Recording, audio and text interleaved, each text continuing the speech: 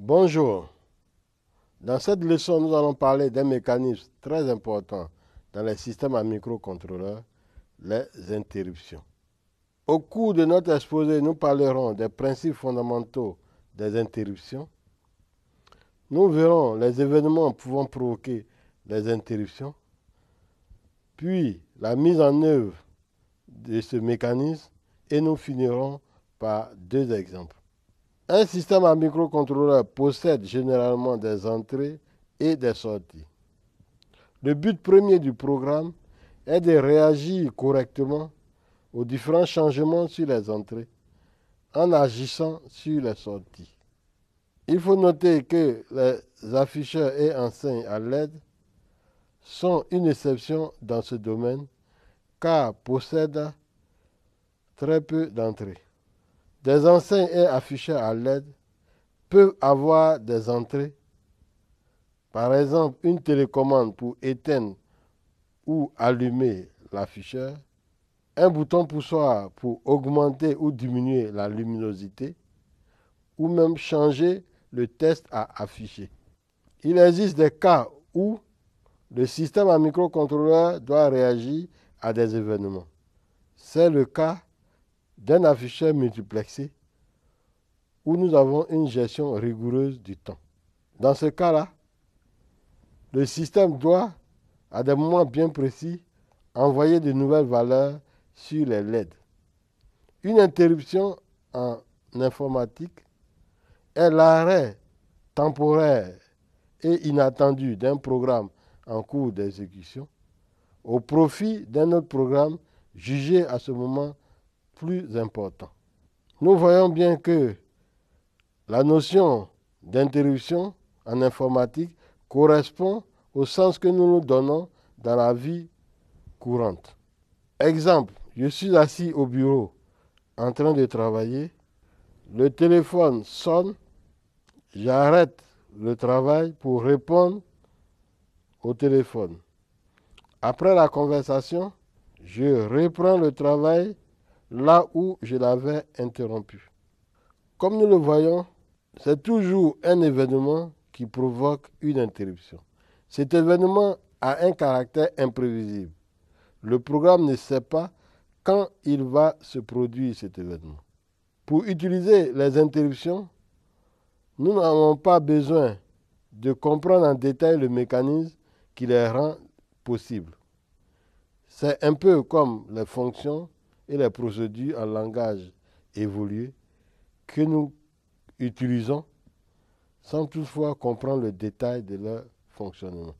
Voici le programme principal dont les instructions sont représentées ici en bleu. Lorsque certaines instructions doivent être reprises plusieurs fois, nous formulons une routine ou sous-routine. Le programme principal s'exécute.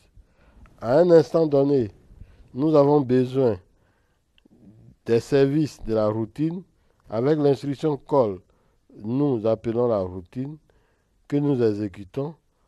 L'instruction ret nous permet de revenir dans le programme principal que nous continuons. À un instant bien précis, nous avons également besoin des services de la même routine. Nous appelons la routine ici et nous l'exécutons. Nous avons ici la routine d'interruption. Pendant l'exécution du programme, à cet instant bien précis, nous avons un événement qui provoque l'exécution de la routine d'interruption. La fin de la routine d'interruption est matérialisée par RET-I qui nous permet de revenir au programme principal et de continuer son exécution. La suite, nous remarquons qu'à ce niveau se produit le même événement. Alors, nous lançons la routine d'interruption qui s'exécute. Voilà. À la fin de la routine, nous revenons au programme principal. Deux sortes d'événements produisent des interruptions. Donc, les événements extérieurs au microcontrôleur, par exemple, changement d'état sur une ligne en entrée. Des événements intérieurs au microcontrôleur, exemple, fin de conversion pour un convertisseur analogique numérique. Nous avons également des événements liés au timer. Le sujet du timer sera repris en détail dans une prochaine leçon. Il y a plusieurs sources d'interruption sur un microcontrôleur. Le système doit être capable de reconnaître la source d'interruption. Pour reconnaître la source d'interruption, deux techniques sont utilisées. Nous avons la consultation des fanions et les vecteurs d'interruption. Dans certains microcontrôleurs, on peut combiner ces deux techniques. C'est le cas du MSP 430 que nous étudions. Cette table nous donne la liste des vecteurs d'interruption sur MSP 430G. Nous voyons ici quelques vecteurs d'interruption sur un microcontrôleur MSP 430. Nous remarquons le vecteur d'interruption pour le port 1 et le vecteur d'interruption pour le port 2. Là, le vecteur d'interruption pour le convertisseur analogique numérique 10 bits. Le vecteur d'interruption pour le timer 0 et le vecteur d'interruption pour le reset. La mise en œuvre d'une interruption passe par 3 étapes. Dans la première étape, nous autorisons l'interruption qui nous intéresse. Dans la deuxième étape, nous précisons comment cette interruption doit fonctionner. Par exemple, pour une entrée, il faut préciser le flanc actif. La dernière étape consiste à autoriser globalement les interruptions. Montrons sur ce schéma comment la mise en œuvre des interruptions se fait. Nous avons ici la logique de décodage de l'événement qui, lorsqu'un événement apparaît ici, le fanion va se mettre à 1. Lorsque le fanion d'autorisation de l'interruption est mis à 1 ici, ce qui rend la porte E passante, et nous arrivons au niveau de cette porte où plusieurs autres sources d'interruption peuvent arriver là, ce qui permet d'activer cette entrée de la porte E que voici.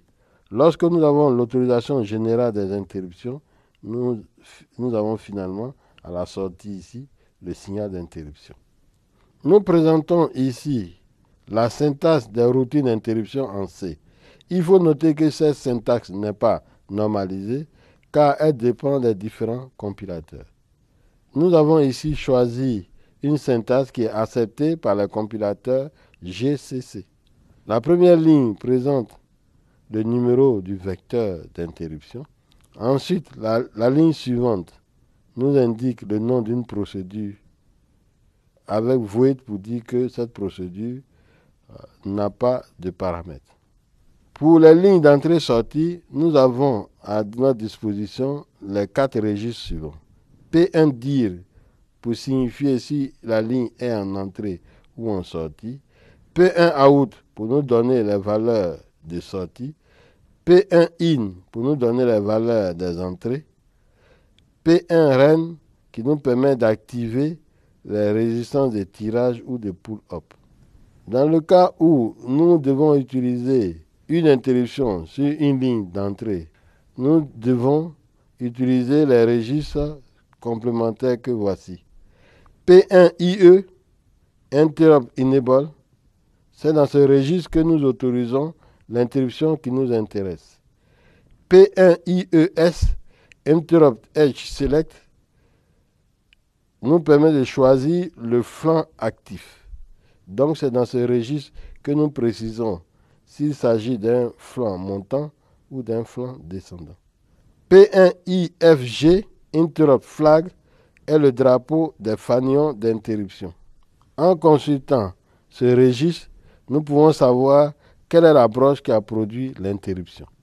Ces 3 registres que nous venons de voir agissent à ce niveau pour P1IE, l'autorisation de l'interruption qui nous intéresse. P1IES qui nous permet de choisir le flanc agit à ce niveau. Donc nous voyons que P1IES est relié à la logique de décodage de l'événement. P1IFG, le registre des fanions d'interruption, se trouve à ce niveau. Voici un programme qui nous permet de faire la mise en œuvre des interruptions. Nous avons une lettre verte sur la ligne P1.6. Sur la ligne P1.3, nous avons une entrée. La lettre verte doit changer d'état à chaque flanc montant de l'entrée P1.3. Cette ligne nous permet de stopper le watchdog timer. Ces deux instructions permettent de faire un pull-up sur l'entrée P1.3. Nous choisissons un flanc descendant en mettant à 1 le bit 3 de P1 IES. Nous autorisons l'interruption pour la ligne P1.3 par cette instruction. Nous mettons à 0 le fanion d'interruption qui est dans P1 IFG. Cette ligne autorise globalement les interruptions. Le programme principal ne fait rien, comme nous le voyons ici, mais lorsque nous aurons un événement sur la ligne P1.3, c'est-à-dire un front descendant sur la ligne P1.3, la routine d'interruption va s'exécuter. Regardons en détail cette routine d'interruption.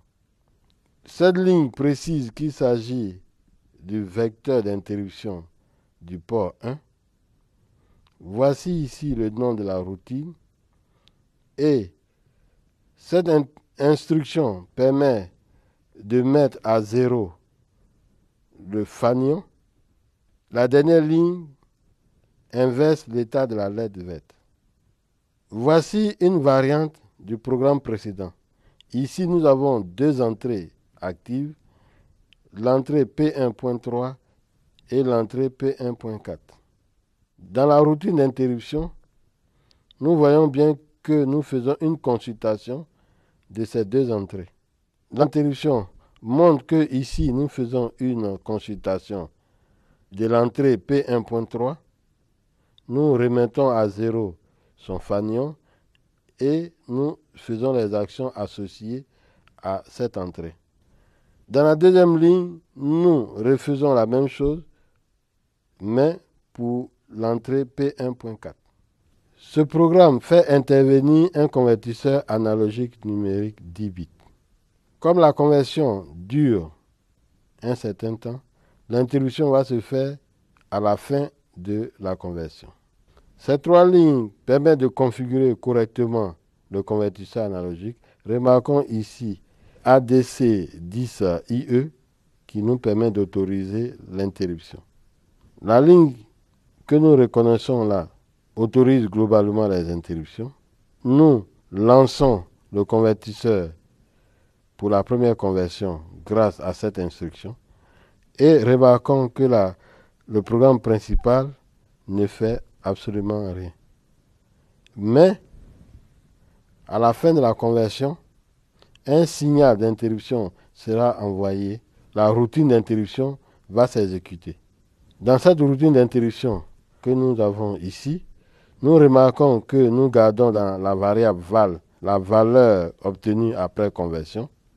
Nous lançons une autre conversion.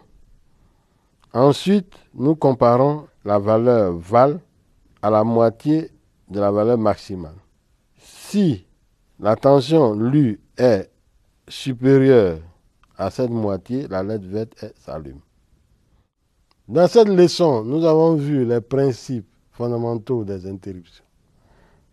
Les événements provoquant les interruptions, internes ou externes. Nous avons fait la mise en œuvre du mécanisme des interruptions et montré deux exemples.